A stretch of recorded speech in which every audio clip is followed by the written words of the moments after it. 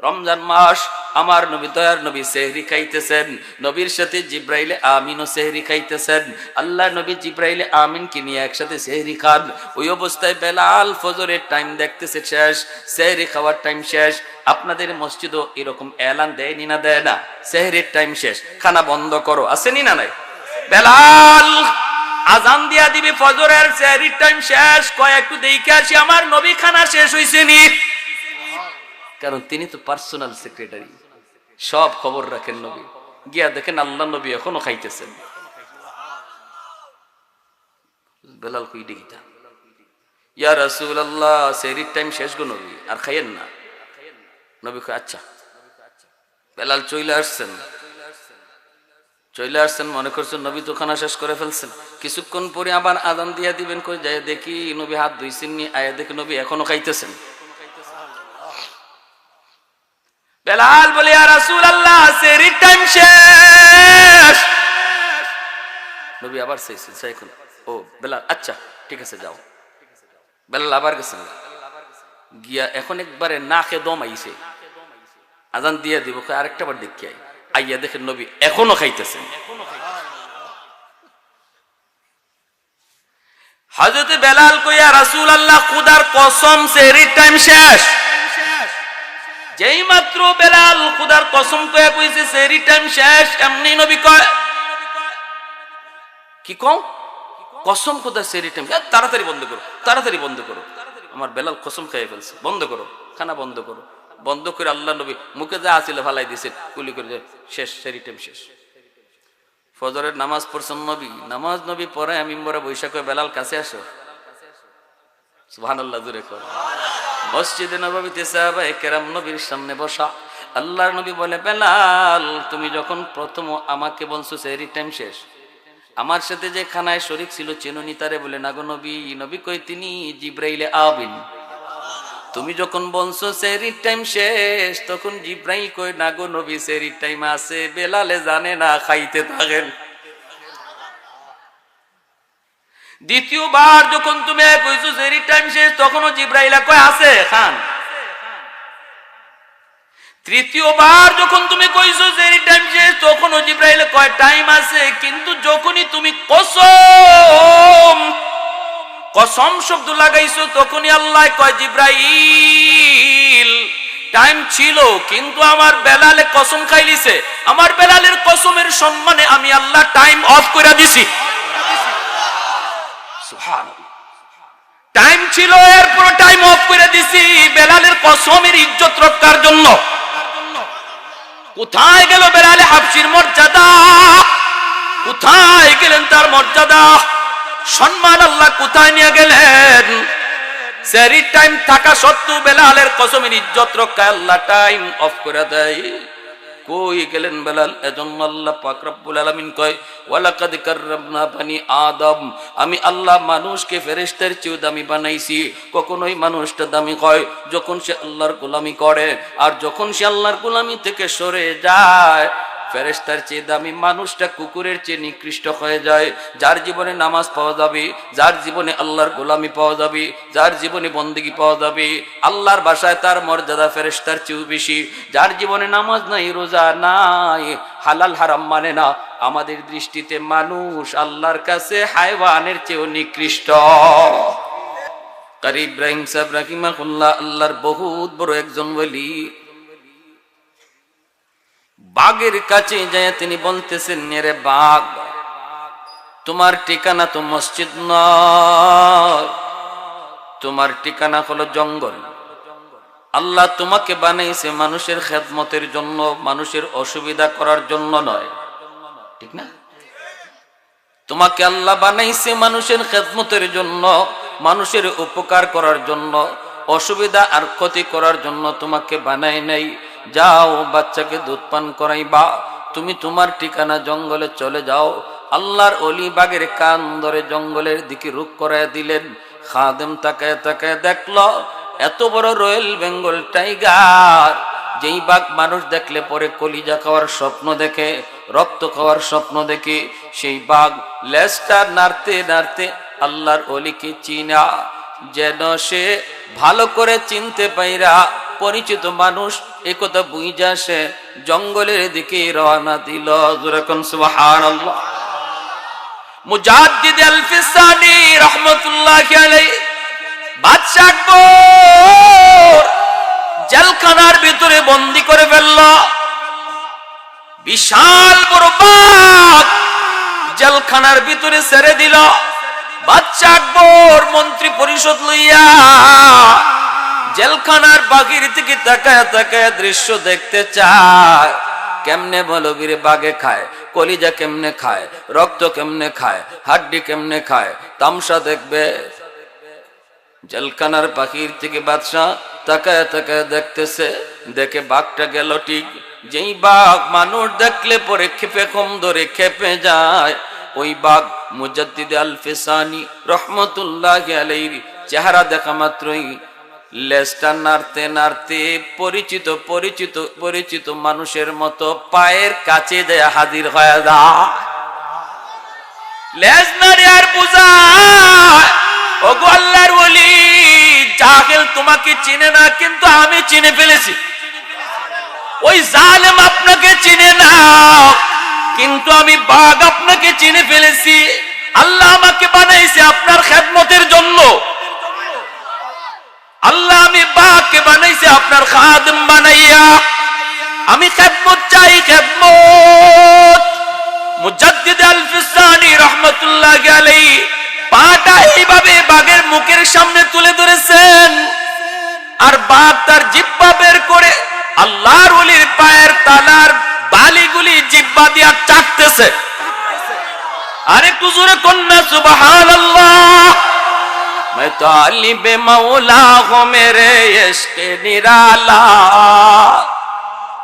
मैं तालिबे मौला हूँ मेरे इश्क निराला, है जुमला जहाँ जिनके तजल्ली से उजाला, है जुमला जहाँ जिनके तजल्ली से उजाला, मैं दर्द जहाँ गैर खुदा यार नदारिम, जुज़ याद खुदा हीचे दिगोर कार नदारिम, जुज़ याद खुदा हीचे दिगोर कार नदारिम। एक जोरे सुरे बोली अल्लाहु আকবার। এজন্যই এই মানুষ যখন আল্লাহর গোলামি করবে, মানুষ যখন আল্লাহর গোলামি করবে, এই মানুষের দাম আল্লাহ পাক ফেরেশতার চেয়ে অনেক উপরে বাড়ায় দেন। ওয়ালাকাদ কাররামনা বানি আদম, আল্লাহ বলেন মানুষকে আমি সবচেয়ে সম্মানী করে বানাইছি। মানুষ যখন আল্লাহর গোলামি করে, যে উদ্দেশ্যে মানুষকে বানানো, এই উদ্দেশ্য যখন মানুষের ভিতরে পাওয়া যায়, অর্থাৎ আল্লাহর গোলামি যদি পাওয়া যায়, এই মানুষের দাম আল্লাহ বলেন ফেরেশতার চেয়েও বেশি। আর যদি উদ্দেশ্য পাওয়া না যায় রে যুবক, যদি তোমার জীবনে আল্লাহর গোলামি পাওয়া না যায়, আল্লাহ অন্য আয়াতে বলেন তোমার দাম কুকুরের চেয়েও নিকৃষ্ট। উলাইকা কাল আনআম বাল হুম আদাল, চতুষ্পদ জীব জানোয়ারের মতো আল্লাহ বলেছেন। আবার বলেছেন বাল হুম আদাল, এর চেয়েও নিকৃষ্ট। তাফসীরের কিতাবের ভিতরে আল্লাহ নবী হাদিস এনেছেন, এই হাদিস দ্বারা এই আয়াতের তাফসীর করেছেন কি, দুনিয়া জিফা ও তালিবুহা কিলা, দুনিয়া হলো একটা মরা গরুর মতো, আর দুনিয়ার পাগল যারা হয় এরা কুকুরের মতো। কুকুর দেখবেন মরা গরু পাইলে পরে সে তার মালিককে ভুলে যায়, মরা গরু পাইলে পরে ঠিকানা ভুলে যায়। মরা গরু খায় তিন ধরনের প্রাণী, কখনো খায় শিয়াল, সারাদিন শিয়ালে খায়, রাতের বেলা শকুনে খায়। শিয়াল রাতের বেলা ঠিকানা করতে চলে যায়, দিনের বেলা শকুনে খায়। সন্ধ্যা হলে শকুনও তার ঠিকানা গাছের ডালে চলে যায়। শকুনও ঠিকানা বলে না, শিয়ালেও তার ঠিকানা বলে না। কিন্তু মরা গরুর লাগাল যদি কোনো কুকুর পায়, দেখবেন রাত বুঝে না, দিন বুঝে না, শুধু মরা গরু আছে আর খাইতেছে। ঠিক না? এখন তো মরা গরু কম পাওয়া যায়, আরো অনেক আগে এরকম আপনাদের এলাকায় মিলতো না? মিলতো না, খুব বেশি। ছোটবেলা আমরাও দেখছি, রাতে যাইতেছি হঠাৎ দেখি কোথায় বেউ করে, কিরে ঘটনা কি, সে দেখি মরা গরু খাইতেছে। কোন মালিকে তারে এতদিন পাললো? কোন মালিকে তারে এতদিন খাওয়াইলো, কোন মালিকে তারে থাকার জায়গা দিল, কোন মালিকে তারে এত আদর করলো, সব ভুইলা গেছে মরা গরু ভাইয়া। এজন্যই ভাইরা বন্ধুরা, যেই মানুষটা দুনিয়া পাওয়ার পর, দুনিয়া রং তামাশা ভোগ বিলাসিতা পাওয়ার পর সেও তার মালিককে ভুলে যায়, আল্লাহর গোলামি করা ভুলে যায়। কোন মালিক তারে মায়ের পেটে পাললো, কোন মালিকে তারে বড় করলো, কোন মালিকে তারে মুখে দাঁত উঠায় দিল, কোন মালিকে তারে আব্বু আম্মু ডাক শিখাইলো, আল্লাহু আকবার। কোন মালিক, কোন মালিক, কোন মালিকে তারে পা ছিল, পায়ে হাঁটার শক্তি ছিল না, শক্তি দিল। কোন মালিকে তারে হাত ছিল, হাতে ধরার শক্তি ছিল না, ধরার শক্তি দিল। কোন মালিকে তারে জেহেন ছিল, বুঝার শক্তি ছিল না, বুঝ তারে দিল। ওই মালিকের কথা যেই মানুষটা দুনিয়া পাইয়া ভুলে যায়, আল্লাহ নবী বলেন তার মাঝে আর কুকুরের মাঝে তফাৎ নাই। ঠিক না? কুকুর যেমন কুকুর যেমন মরা গরু পাইয়া মালিক ভুলে যায়, মানুষ হয়ে যেই মানুষটা দুনিয়া পাইয়া তার মালিককে ভুলে যায়, ওই কুকুরের মাঝে আর ওই মানুষটার ভিতরে কোনো তফাৎ নাই। এজন্য রে যুবক, চেহারা দেখা মানুষ দামি হয় না, অর্থের দ্বারাও মানুষ দামি হয় না, ক্ষমতার দ্বারাও মানুষ দামি হয় না। মানুষ দামি হয় আল্লাহর ভয় অন্তরে যার বেশি আছে, এই মানুষটা আল্লাহ ভীতির দ্বারাই সমাজে দামি হয়। ইন্না আকরামাকুম ইনদাল্লাহি আতকাকুম। চেহারাটা তার দরিদ্র হতে পারে, গরিব মানুষ হতে পারে, রিকশা চালক হতে পারে, ভ্যান চালক হতে পারে, কৃষক হতে পারে, কিন্তু যদি তার অন্তরে আল্লাহর ভয় তার অন্তরে থাকে, ভাইরা, আল্লাহ পাক রব্বুল আলামিন বলেন এই মানুষটাই হলো তোমাদের ভিতরে সবচেয়ে দামি, যার অন্তরে আল্লাহর ভয় আছে। এজন্যই তো বেলাল হাবশি, হাবশার গোলাম, উমাইয়ার গোলাম, সেই বেলাল গোলাম থেকে এত সম্মানী কেমনে হইছে? চেহারার কারণে। জোরে বলেন, বংশের কারণে। গোলাম জাত, আবার বংশ হইতেন জাতে গোলাম। চেহারা কই কালো তো কালো, ফাতিলের নিচ দেখলে এর থেকে ভালো, এমন কালো। জাতে গোলাম, উমাইয়ার গোলাম দামি হলেন কেমন? বেলাল উমাইয়ার বকরি রাখালি করেন, বকরি।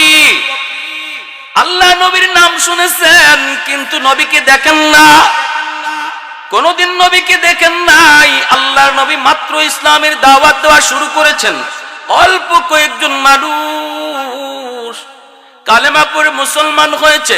মায়ার নবী আল্লাহর ধ্যানে গারে হেরায়।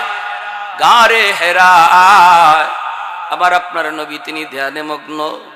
মায়ার নবীর পানির তৃষ্ণা লাগলো, পানি পাবেন কোথায়? হঠাৎ করে নবীজি দেখেন গুহার কাছেই দেখা যায় একজন রাখাল বকরি রাখালি করে। আল্লাহর নবী চেনেন না বেলালকে, বেলালও নবীকে চেনে না। মায়ার নবী ডাক দিলেন বেলাল, নবী ডাক দিলেন এরে রাখাল, ও রাখাল। মায়ার নবী ডাক শুই না বেলাল নবীর কাছে আসলেন। আসলে পরে আল্লাহর নবী বলতেছেন, ও রাখাল, তোমার কাছে এমন কোন বকরি আসেনি যেই বকরির উলানে দুধ আছে? আমরা একটু দুধ খাওয়াই বানি, পানির তৃষ্ণা লাগলো, খোদার যন্ত্রণাও লাগছে। বেলাল বলেন, মুসাফির, আমি আপনাকে চিনি না, চেনার কথাও না, কিন্তু যদি থাকতো আমি আপনারে দিতাম। না না, আমার ছাগলের পালের মধ্যে এমন একটা ছাগলও নাই যেই ছাগলের উলানে দুধ আছে। মায়ার নবী রহমতের নবী বলেন, রাখাল, যে কোনো একটা ছাগল আমার কাছে তুমি নিয়ে আসো। একটা মরা ধরা ছাগল বেলাল নিয়ে আসলেন, আর বললেন, আমার এই ছাগল দিয়ে আপনি কি করবেন? বেলাল হাবশি বলে, কি করবেন? মায়ার নবী দয়ার নবী বলে, ও রাখাল, ছাগলের উলানে হাত দেওয়া আমার কাম, আর উলানে দুধ দেওয়া আমার আল্লাহর কাম। মায়ার নবী দয়ার নবী যেই মাত্র উলানে হাত লাগাইছেন, সাথে সাথে উলানটা দুধে ভরপুর হয়ে গেল। আল্লাহ নবী দুধ দহন করলেন। বেলাল তাকে তাকে শুধু দৃশ্যগুলি দেখলো আর মনে মনে ভাবতেছে এই মহামানব কি তার পরিচয়, এত সুন্দর তার চেহারা, তার চেহারার মধ্যে এত মায়া, তার চেহারার মধ্যে এত জাদু কেন, কে সেই মানুষ? বেলাল চলে গেলেন এই দিন, রাতে ঘুম নাই, খাওয়া নাই, শুধু টেনশন, কে সেই মহামানব? আগামীকালও আমি তার কাছে যাব, ইনি যদি আবারও ডাক দেন আমি আবারও আমার বকরি নিয়ে হাজির হব। এরপরে যদি আমি তারে জিজ্ঞেস করব কি তার পরিচয়, কি তার নাম। বেলাল পরের দিনও বকরি নিয়ে মায়ের নবীর কাছে ঘুরতেছে আর আরে আরে তাকাই, মায়ের নবীনি তারে ডাক দেন। এইবার নবীজি আবারও ডাক দিলেন, এ রাখাল। যেই মাত্র মায়ার নবী ডাক দিলেন, বেলাল চট করে নবীর সামনে হাজির। আজও আল্লাহ নবী দুধ দহন করলেন। বেলাল নবীর সামনে আসা মাত্র অতি মহব্বত, অতি ভালোবাসার কারণে কি লইয়া আইছে মাথার কথা ভুইলা যায়,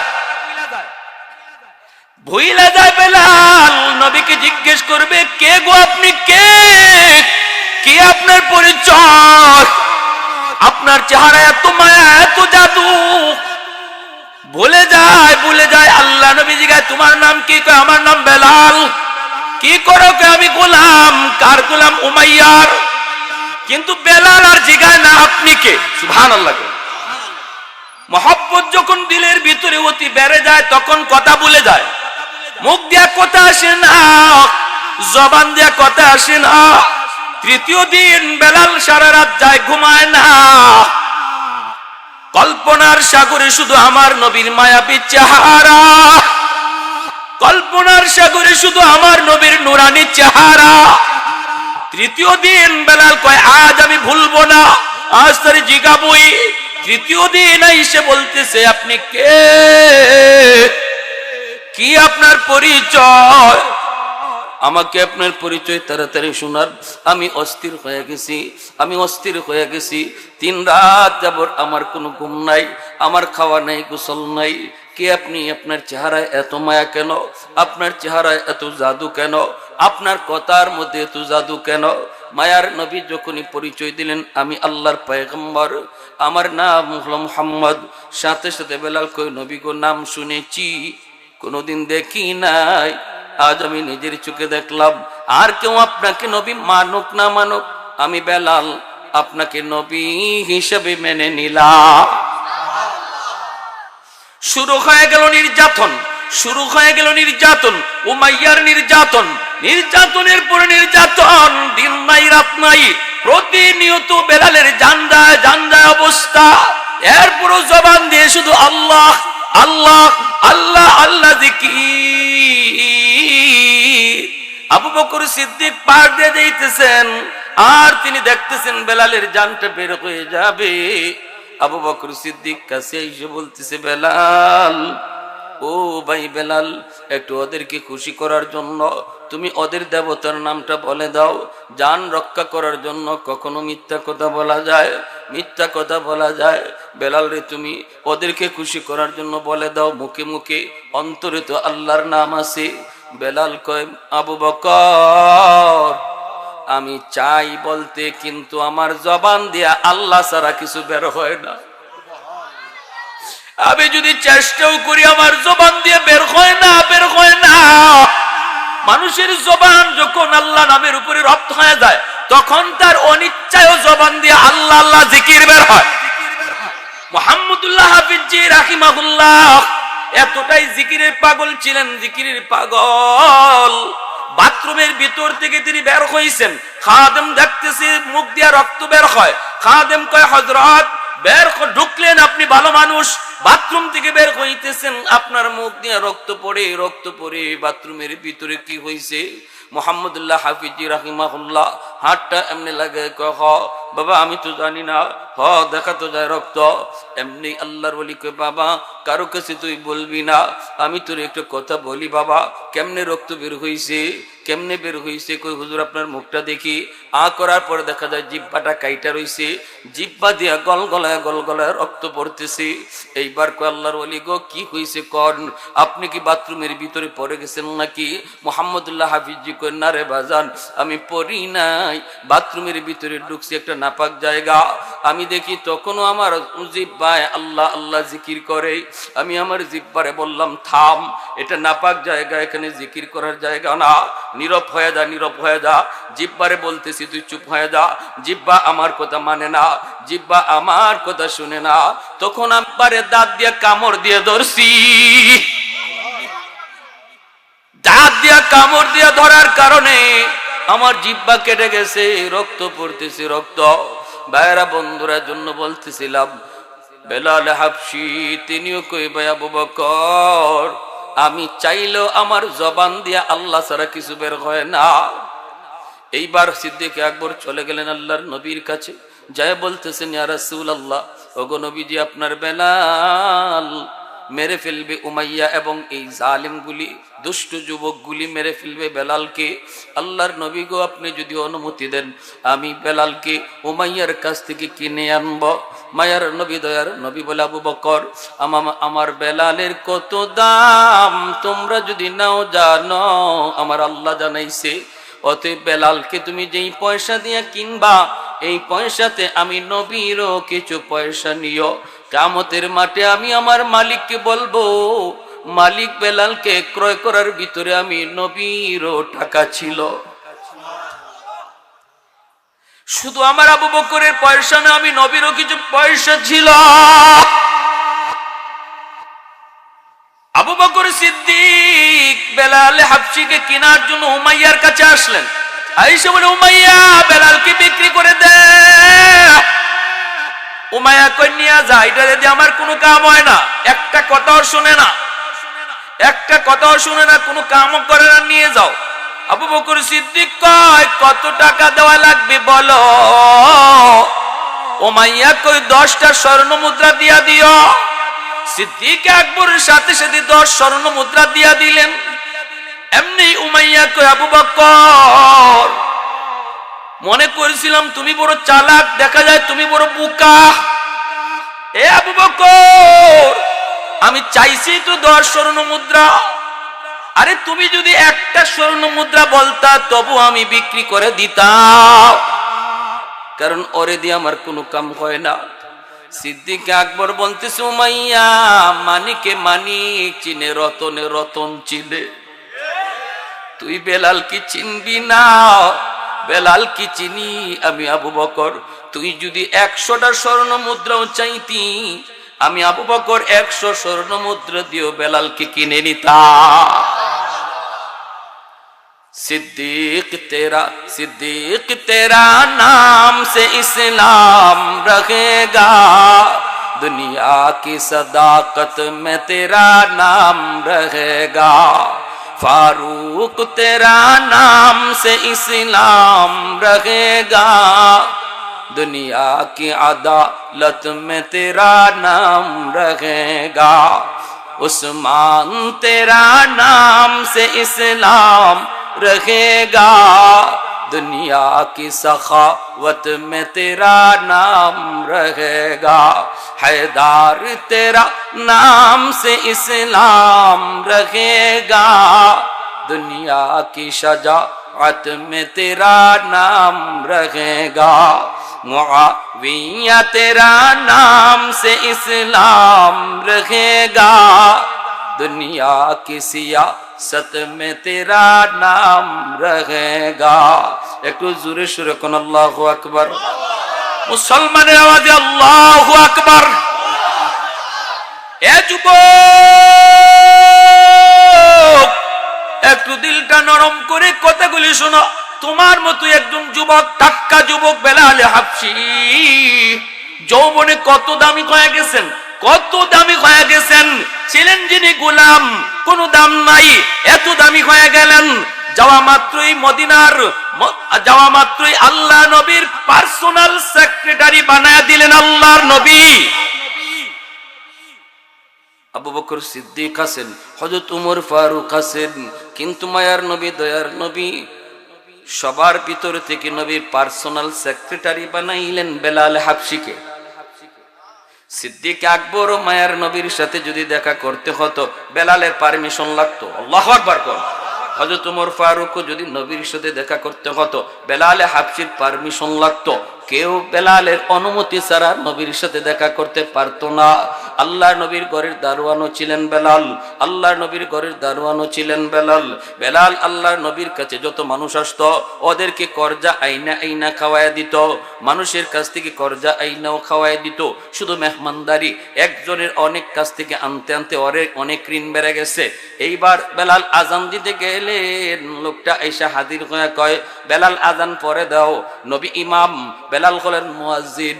আল্লাহর নবী রহমতের নবীর মসজিদে আজান দিবেন বেলাল।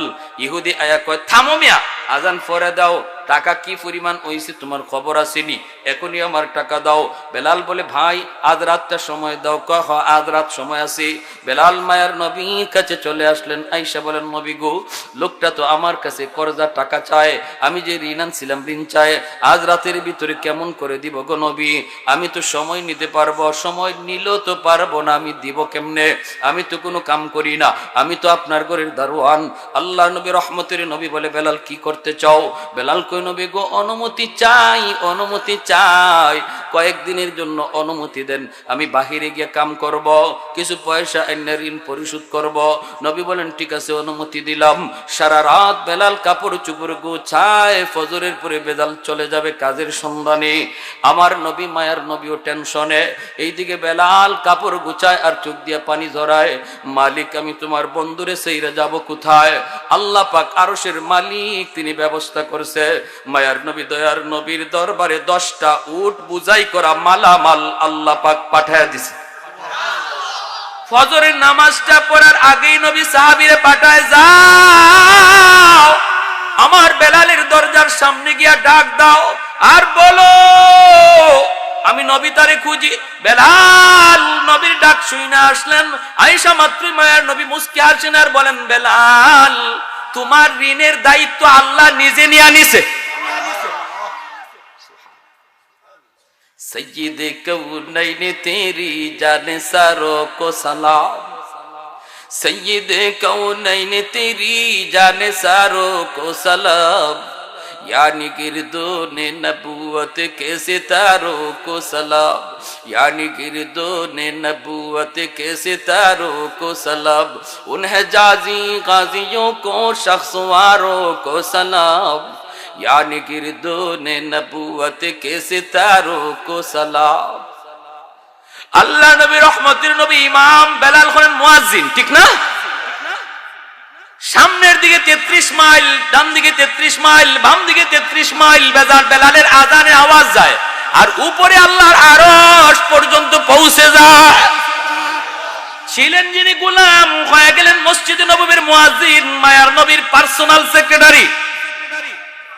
দাম কই উঠলো? জিরো থেকে হিরো বানায় দিছে কে?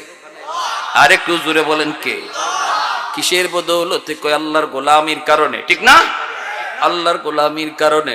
এজন্যই তো বেলাল আমার নবী নবী রমজান মাস আসতেছে, রজব মাস চলতেছে, এরপরে শাবান মাস আসবে, এরপরে রমজান আসবে। রমজান মাস আমার নবী দয়ার নবী সেহরি খাইতেছেন, নবীর সাথে জিব্রাইলে আমিনও সেহরি খাইতেছেন।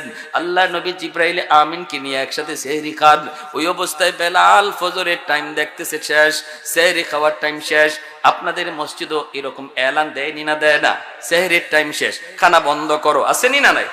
বেলাল আজান দিয়া দিবে ফজরের, সেহরির টাইম শেষ, কয় একটু দেখে আসি আমার নবী খানা শেষ হইছে নি। কারণ তিনি তো পার্সোনাল সেক্রেটারি, সব খবর রাখেন নবী। গিয়া দেখেন আল্লাহ নবী এখনো খাইতেছেন।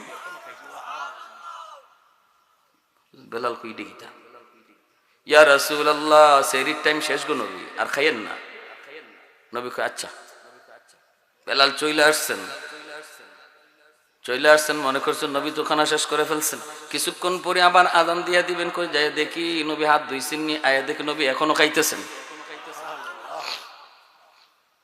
বেলাল বলে ইয়া রাসূলুল্লাহ সেহরির টাইম শেষ। নবী আবার চাইছেন, ও বেলাল আচ্ছা ঠিক আছে যাও। বেলাল আবার গেছেন, গিয়া এখন একবারে নাকে দম আইছে, আজান দিয়ে দিব, আরেকটা বার দেখি আইয়া দেখেন নবী এখনো খাইতেছেন। হযরত বেলাল কইয়া রাসূলুল্লাহ খুদার কসম সেহরির টাইম শেষ। যেই মাত্র বেলাল খুদার কসম কইয়া কইছে সেহরির টাইম শেষ, এমনি নবী কয় কি কও কসম খুদা সেহরির টাইম, তাড়াতাড়ি বন্ধ করো, তাড়াতাড়ি বন্ধ করো। আমার বেলাল কসম খেয়ে ফেলছে, বন্ধ করো, খানা বন্ধ করো। বন্ধ করে আল্লাহ নবী মুখে যা আছিল ফালাই দিয়েছেন, কুলি করে শেষ, সেহরির টাইম শেষ। ফজরের নামাজ পড়ছেন নবী, নামাজ নবী পরে মিম্বরে বৈশাখ বেলাল কাছে আসো, সুবহানাল্লাহ জোরে কর। মসজিদে নববীতে সাহাবায়ে কেরাম নবীর সামনে বসা, আল্লাহর নবী বলে বেলাল তুমি যখন প্রথম আমাকে বলছো সেহরির টাইম শেষ, আমার সাথে যে খানায় শরীক ছিল চিনুনি তারে? বলে না গো নবী। নবী কই তিনি জিব্রাইলে আবিন।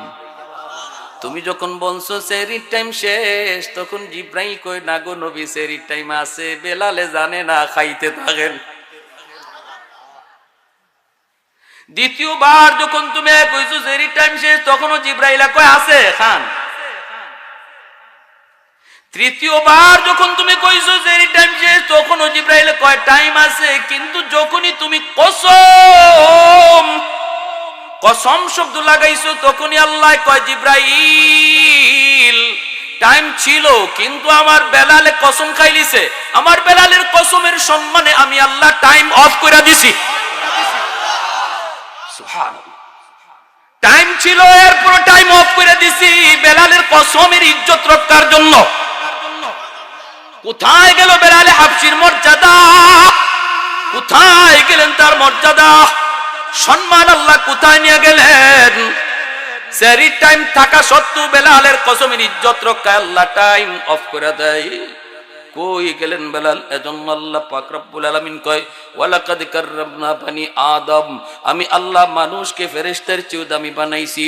কখনোই মানুষটা দামি হয় যখন সে আল্লাহর গোলামি করে, আর যখন সে আল্লাহর গোলামি থেকে সরে যায় ফেরেশতার চেয়ে দামি মানুষটা কুকুরের চেয়ে নিকৃষ্ট হয়ে যায়। যার জীবনে নামাজ পাওয়া যাবে, যার জীবনে আল্লাহর গোলামি পাওয়া যাবে, যার জীবনে বন্দেগী পাওয়া যাবে, আল্লাহর ভাষায় তার মর্যাদা ফেরেশতার চেয়েও বেশি। যার জীবনে নামাজ নাই, রোজা নাই, হালাল হারাম মানে না, আমাদের দৃষ্টিতে মানুষ আল্লাহর কাছে হায়ওয়ানের চেয়েও নিকৃষ্ট। ঠিক কিনা? তাহলে সামনে রমজান মাস, রোজা রাখার দরকার আছে নি না নাই? যারা আল্লাহর ভয়ে রোজা রাখবে, কার ভয়ে? আল্লাহর ভয়ে যারা রোজা রাখবে, এই মানুষগুলার দাম ওই আল্লাহ ফেরেশতার চেয়ে বেশি বাড়াইয়া দিবে। কেন? ফেরেশতারা কি রোজা রাখে না? বলে রাখে। ফেরেশতারা আল্লাহর হুকুম মানে, কিন্তু ফেরেশতাদের খাইবার ইচ্ছাই নাই, এরার ফেডই নাই।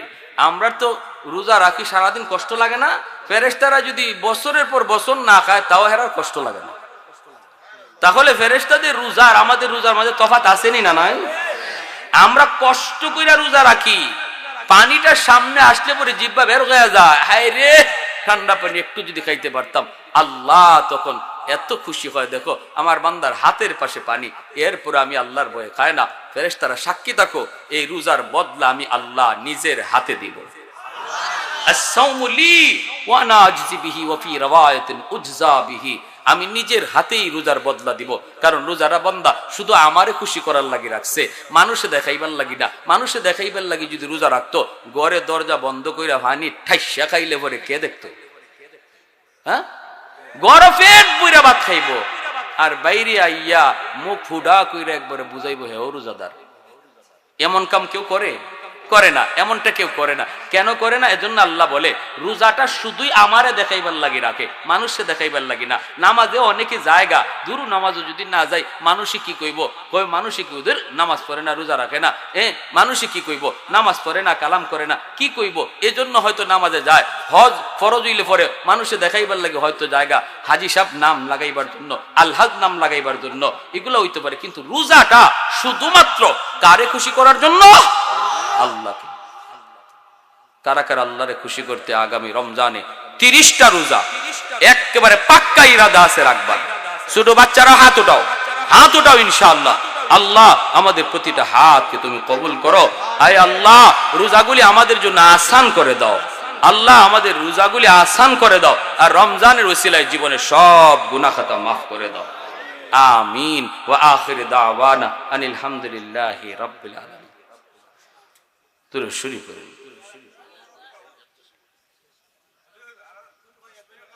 12টা হয়ে গেছে। লা ইলাহা ইল্লাল্লাহ জুরে, লা ইলাহা ইল্লাল্লাহ জুরে,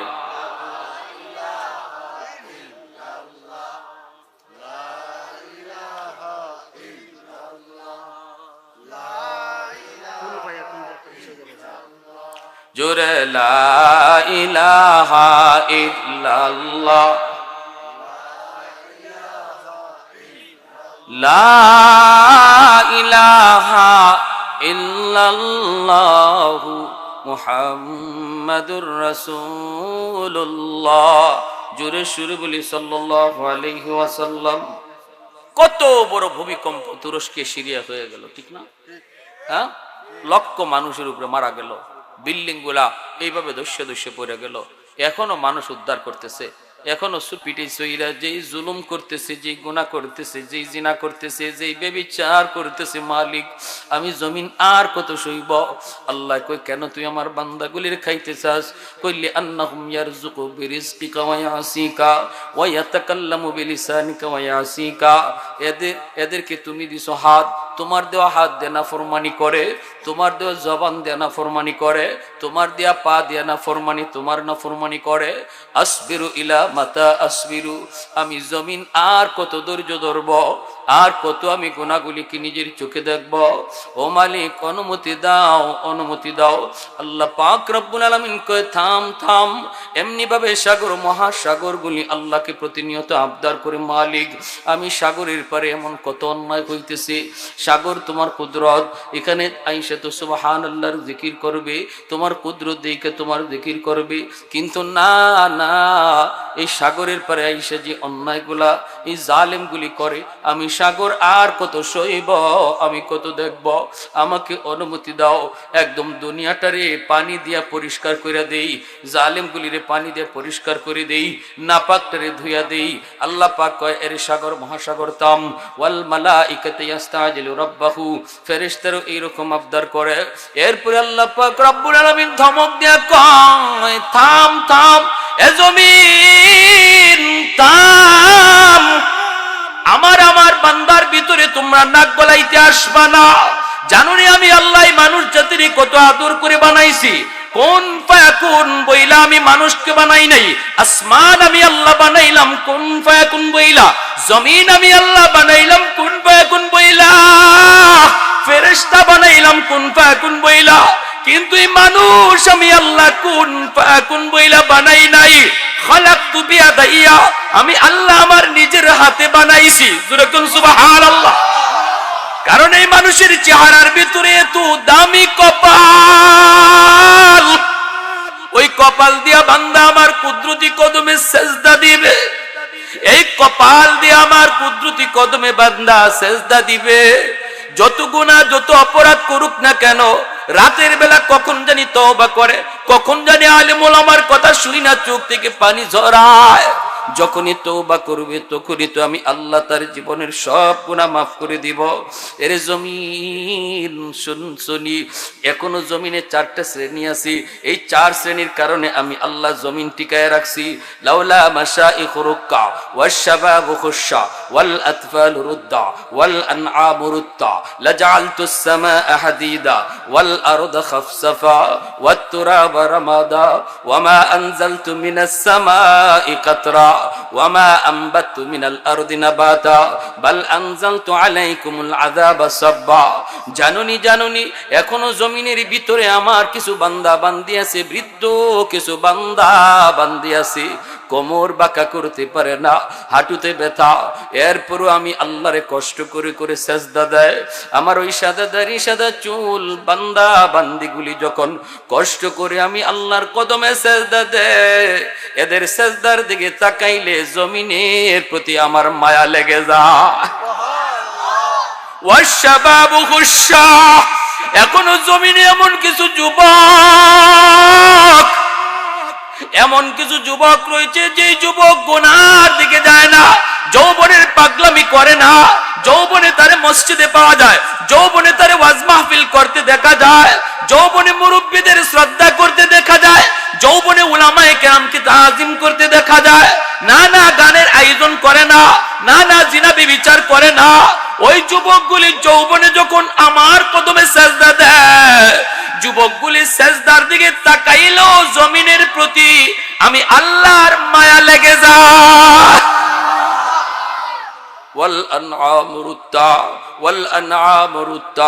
আল্লাহ পাক রব্বুল আলামিন কই 3 নম্বর হলো কিছু পশু প্রাণী আছে জমিনে, পশু পাখির উপরে কোনো শরীয়তের বিধিবিধান নাই।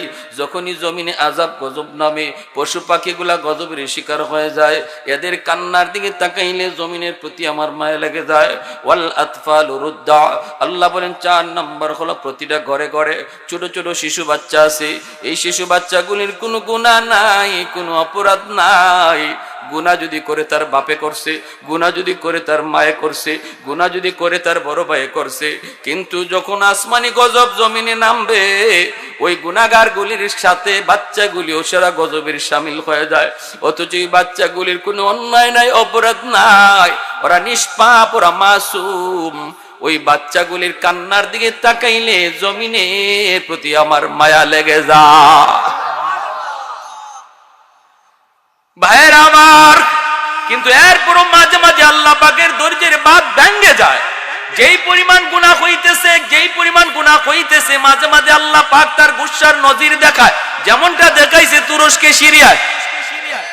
আল্লাহ নবী রহমতের নবী বলেন কিয়ামতের আগে এরকম ভাবে ভূমিধস ঘটবে, এরকম ভাবে জমিন দেবে যাবে 3টা অপরাধের কারণে। 1 নাম্বার হলো যখন গায়িকার সয়লাভ হয়ে যাবে, জহরাতিল কায়নাত, গায়িকার সয়লাভ হয়ে যাবে। মুসলমানের ভিতরে আজকে গান বাজনা আসেনি না নাই? শহরে বন্দরে আলট্রা মডার্ন ফ্যামিলির বাচ্চাগুলি, ভদ্র ফ্যামিলির বাচ্চাগুলি মেয়েটা শিশুকাল থেকে গান শেখা শুরু করে দেয়।